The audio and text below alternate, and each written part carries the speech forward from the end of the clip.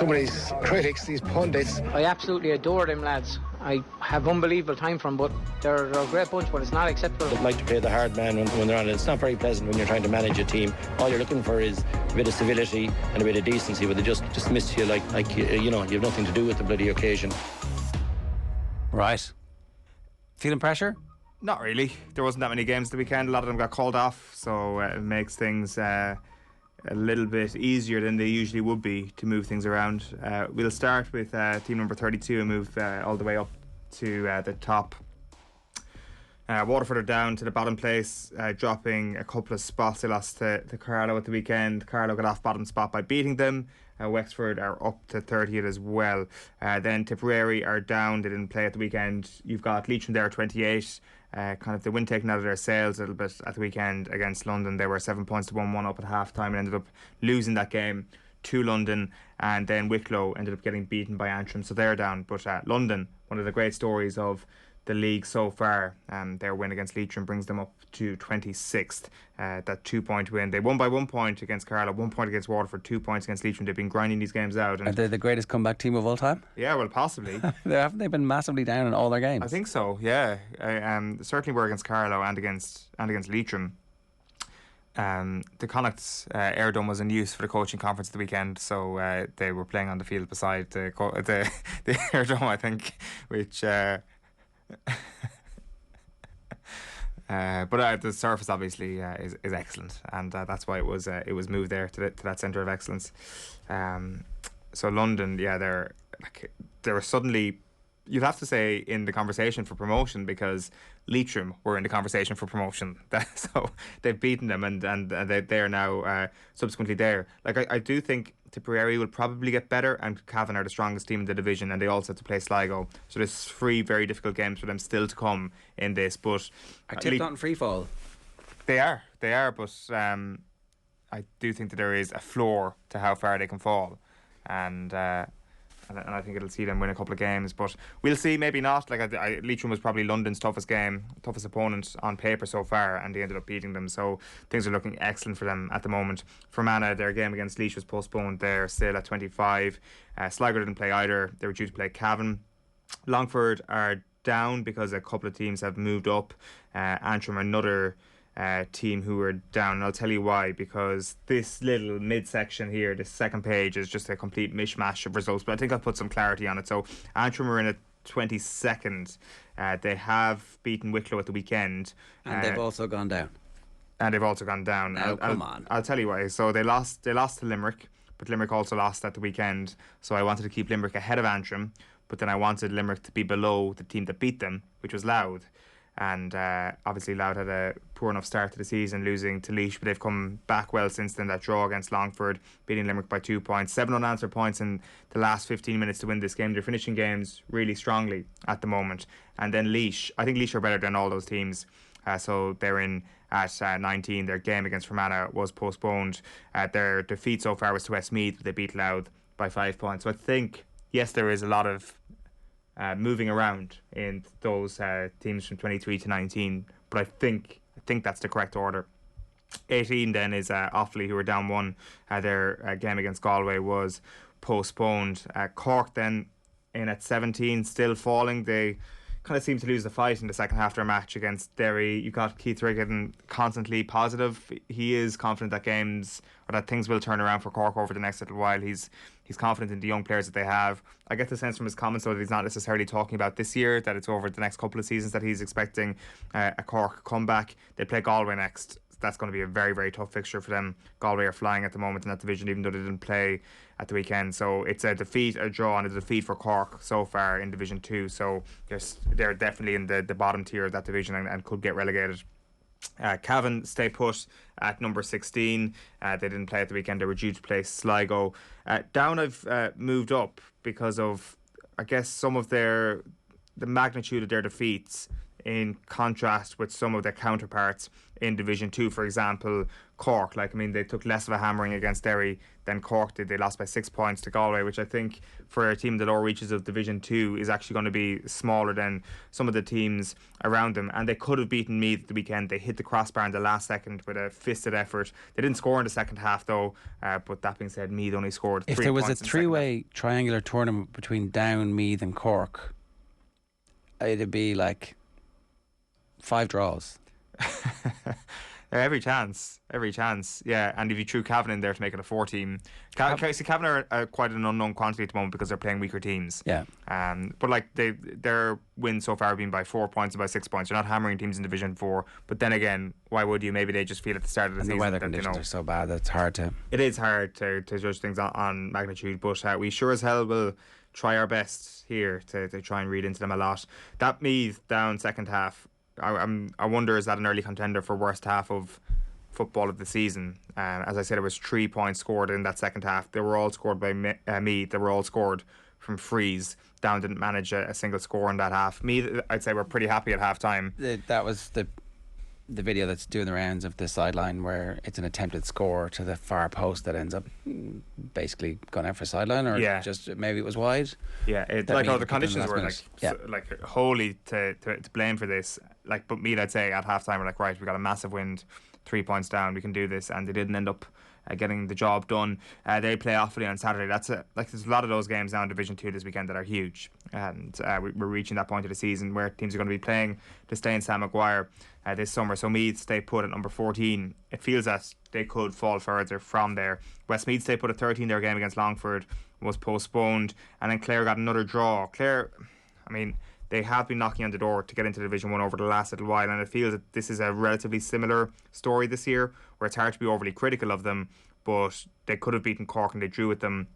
Maybe the same couldn't be said of Roscommon. Roscommon ahead of them in the power rankings, so maybe to get a draw against them was a good result. And it was Team 12 against Team 11, and the result was a draw. So, the most power perfect, rankings are working. Flawless power rankings of all time have done it again. And one of the biggest winners from that game was the surface in Dr. Hyde Park, getting a lot of credit for the way it held up in the conditions. So, yeah, Roscommon Clare, a draw, Roscommon at 11. At number 10 then is Kildare. Would have been a bit of a problem for me had they actually beaten Tyrone at the weekend, but if my granny had balls, hey, she'd be my granddad. It's the most overused phrase in the show at the moment, isn't it? It's like it's real meme. So I just said I'd get that in there. So, but no, unfortunately they didn't beat Tyrone. They lost by a point. Derry are in at number 9. They beat Cork by 9 points. Ray's been in touch to say Derry are actually going to go from Division 1 to Division 4 and then back to Division 1 in 8 years. Yeah. It's some story. I remember when the league games, they were like at this time of the year where they were like, oh, Derry could be contenders here, and then collapse. The air comes out of the balloon, bouncing down to Division 4 and straight back up. It is mad. I think it was it 2014? I think it was the year they got to the league final, and from there it was just. Was there a really good centre forward, Mark? Yes. Kicking big points with his left foot. Oh my God. He was class. Yeah. I've a very strong image of him in the wintertime, the conditions being absolutely crazy, and him just being able to glide through, and you're like, he could do this all year, and then the team just fell apart.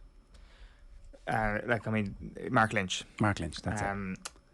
They do obviously have Shane McGuigan at the moment, who's looking back to his best. Kicked 8 points at the weekend. They look fit is the thing. That Benny Herring goal that was scored, it was like this blistering counter-attack against Cork. Cork should have scored a goal at the other end, but Derry just hit them on the counter-attack. And again, maybe there's this, just everything has to be put into the context of the conditions. Maybe there was this kind of like gust at their backs that just made them look ferocious and like almost I think Liverpool-esque in their counter-attacking. They've been coming for 2 years though. Yeah, they're flying, like conditioning wise, and they probably know that they have to peak early as well if they want to survive in Ulster. And they have a style of play, they have patterns, everybody understands what they're doing. They've got the piece with Slough-Neil that they made a couple of years ago was really important to them. They've got leaders throughout the team. I'm really impressed with Derry. I think that they could go very, very close this year. Yeah.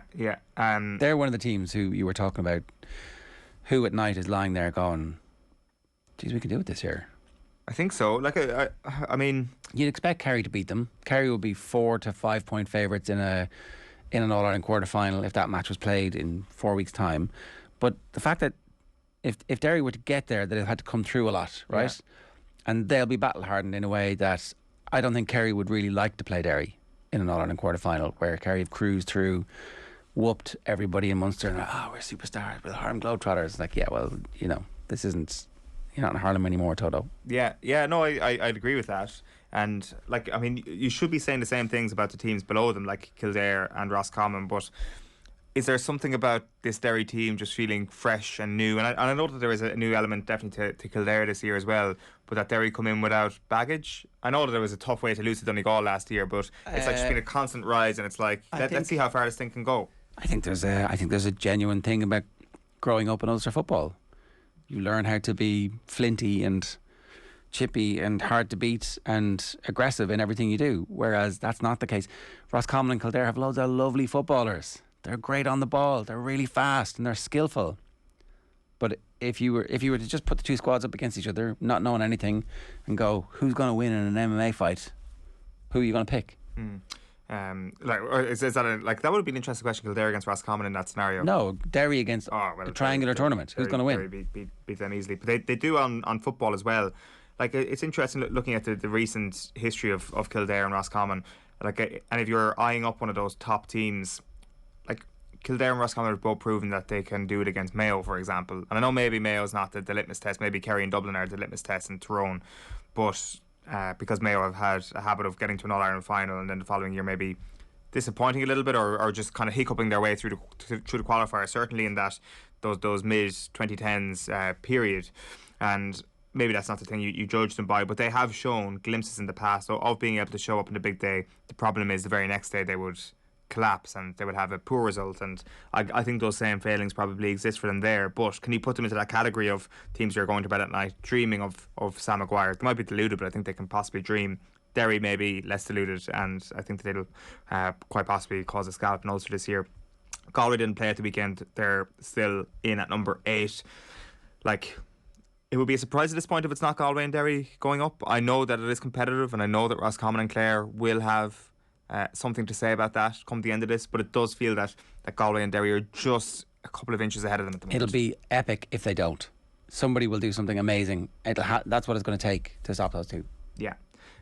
Donegal are kind of one of the big fallers up here, to be honest. Like, this has happened because Michael Murphy wasn't playing at the weekend, but there is a future coming. Michael Murphy went off. There's a future coming. Okay, I finished that. Go on. There is a future coming where Michael Murphy will not be injured and will not be out for just 1 or 2 weeks, and Donegal will have to play without him. And they just look completely directionless without him. He is the most important player to a singular team in the country.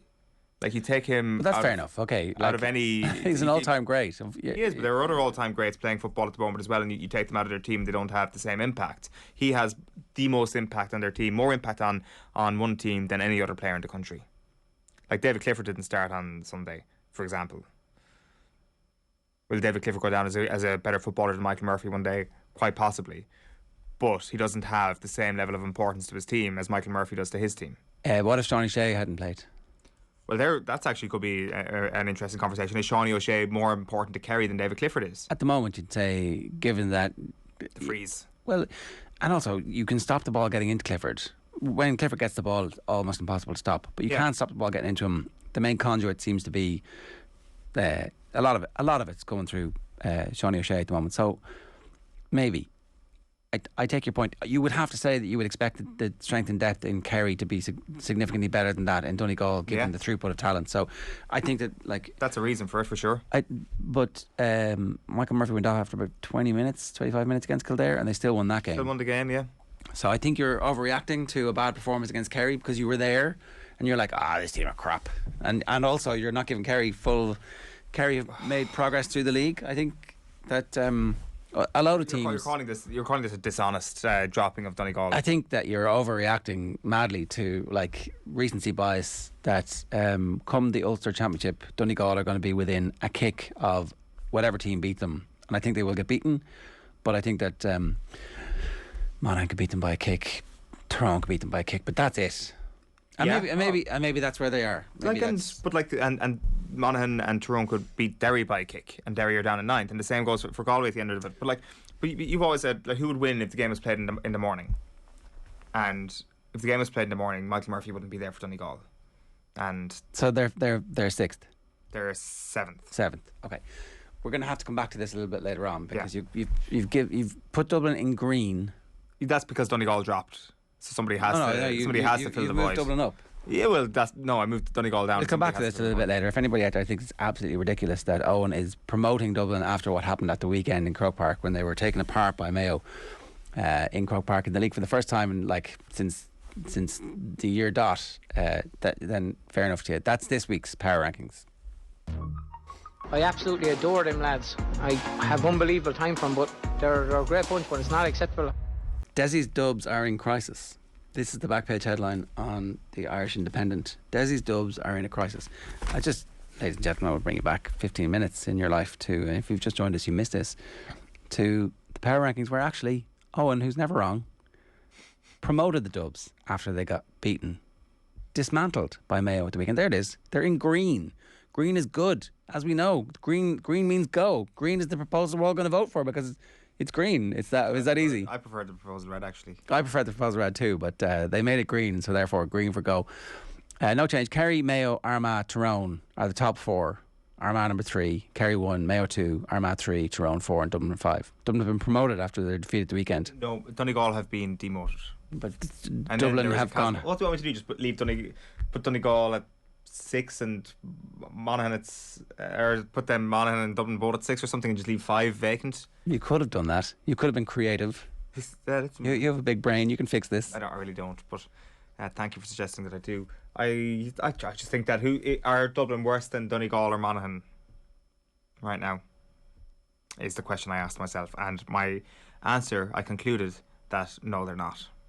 Right. I weighed it up. Right. Well, what are you googling? You can share it with the room there. I'm just checking Results. Yeah. What results are you're looking at? Well, I'm just checking to see when we're going to see Monaghan versus Dublin. When are we going to see this? Oh, last game of the season. I'm just trying to fix it here. I don't know, but I'm sure that. So we had Anthony Moyles on yesterday. He seems pretty confident that Dublin are about to go on an uptick of form. That it was their better. It was a better performance than what we saw against Armagh, against Kerry, against Mayo at the weekend.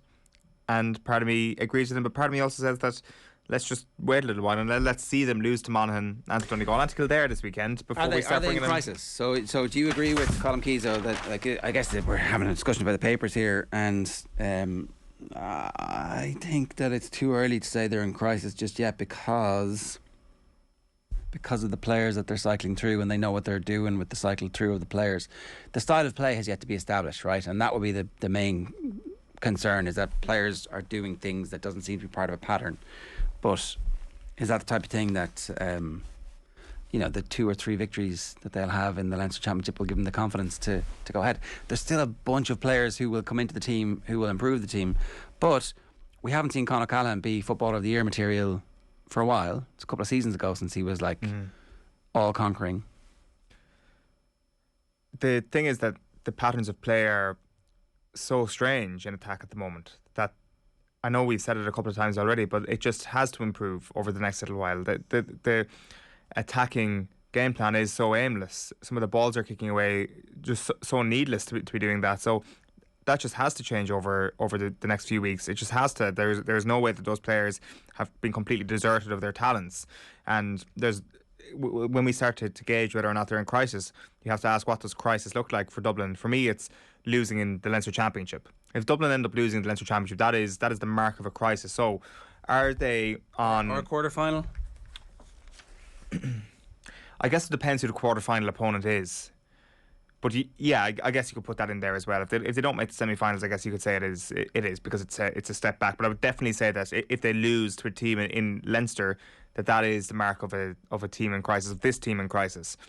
And I still think that we have a little way to go for them to be that bad just yet. I don't think survival in the league is important to them at all, really. I actually, because again, talk about this, but I was having this conversation with Colin Boyle was on the show on Friday night, and I do see a scenario where, so their remaining league games are in Newbridge, in Omagh, Donegal at home, and Monaghan away. So 3 away.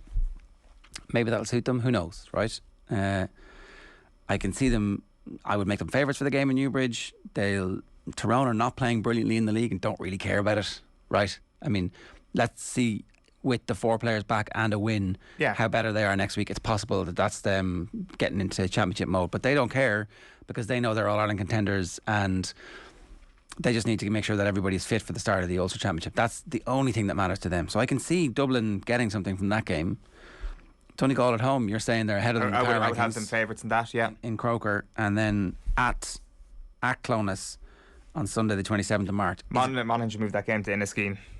Is it possible that Monaghan are already thinking, we're safe, we can't win this? Not a chance will Monaghan be safe. I don't want to say that there's not a chance of anything happening. That's always the wrong thing to say. But I would expect Monaghan to still be fighting to stay up in that last week. Okay, so you think it'll be important to them, and I think so. Full team, full board should try and win that game in advance of the imminent Ulster Championship, which starts in April this year. Yeah, like I think that there is.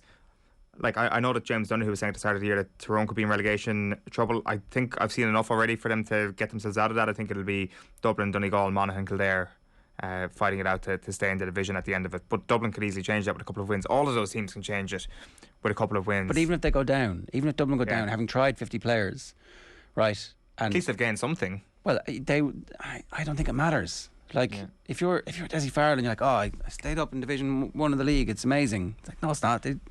I don't think it's...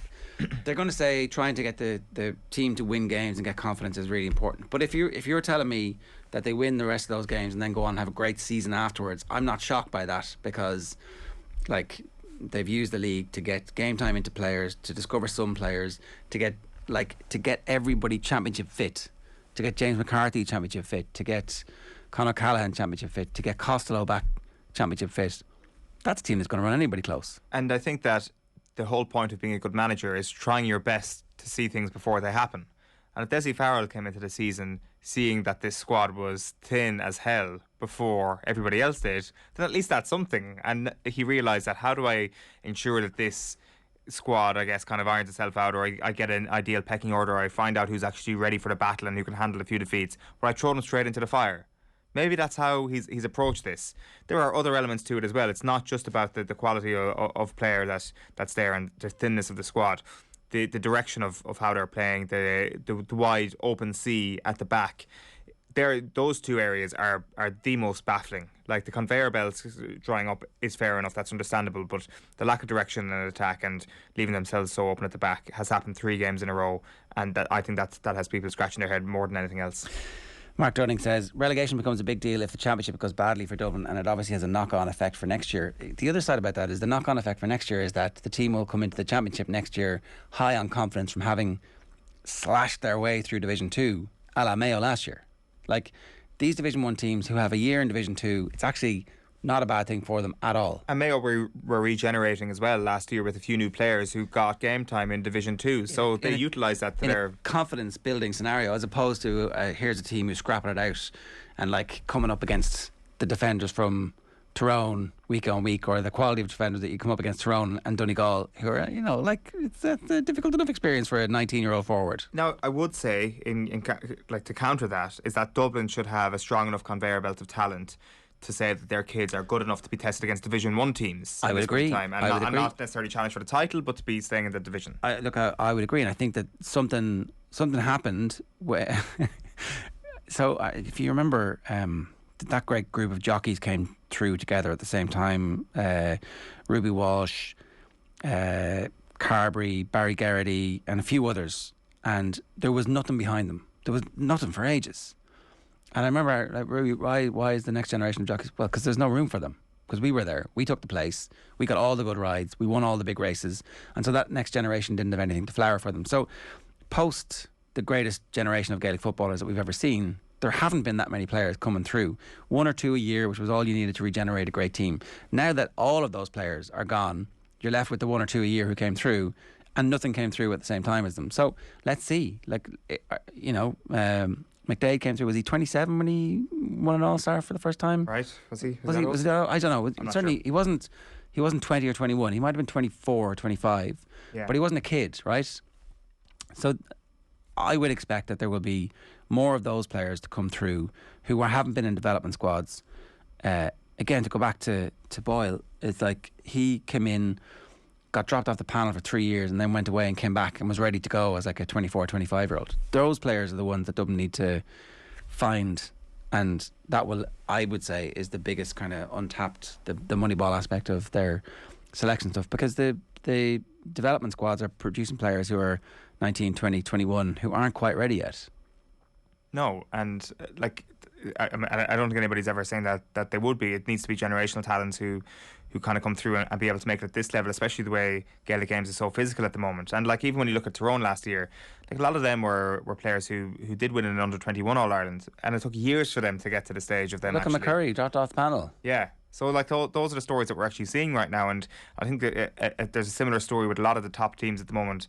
Like I think maybe in hurling, obviously it's a younger man's game, but in this game you're waiting till your mid-20s before a generation comes through, and like it seems that we've kind of like rushed to conclusions on so many of these players, like Kieran Archer, for example. I mean, like the conversation around him now is like, oh, he was a great under-21. What happened to him? It's like, what do you mean what happened to him? Let's be patient here for a while. Give him a couple of seasons, give him a couple of years actually getting into the conditioning program of being a senior, and maybe that underage promise will manifest itself in a player in his mid-20s who's going to be excellent for Dublin eventually. The thing with them is that they've got such a good chance of a handful of those players coming good in their mid-20s because of the situation they're in. I think listening to Moisey yesterday and listening to Billy Joe as well last night, I ain't writing the Dubs off at all. I think that it's the worst of all worlds for us fans of counties who are close to them. It's like they feel slighted. They're hiding in the long grass with all their medals. It's like that's that glint. Oh, shoot that glint. Yeah, and like the whole sniper, shoot that glint. The whole, don't let that glint turn into a snake. The whole thing has been like the motivation. Like, oh, you've got Pat Splam was saying the other night, you know, it's just becomes another medal. But like, I think that motivation, I think that's a harder thing to garner at this time of year. Later in the year, when you know there's one inside. Yeah, when there's one inside, it's like they go into full magpie form, and then it's like Now look, maybe their best players have all come off a peak. Maybe Fenton is not as good now as he was 3 or 4 seasons ago. Maybe Kilkenny isn't as dominant because they're not surrounded. Like the players making the runs aren't all-time greats. It's not Bernard Brogan inside anymore. It's somebody else who has to find their own way. So I don't know. I'm talking against myself here, mildly defending your decision to move the Dubs up a bit. Some green shoots, but I still feel like you're trying to poison the well for to do your bit for the Kerry Mafia. There is no mafia. There's always tactics involved. Number one, Kerry, like streaking ahead of everybody at the moment. Early season champions. Yeah, for whatever. They're winning the league the off season, and that's no different to the last few years. We've seen this one before, Ger.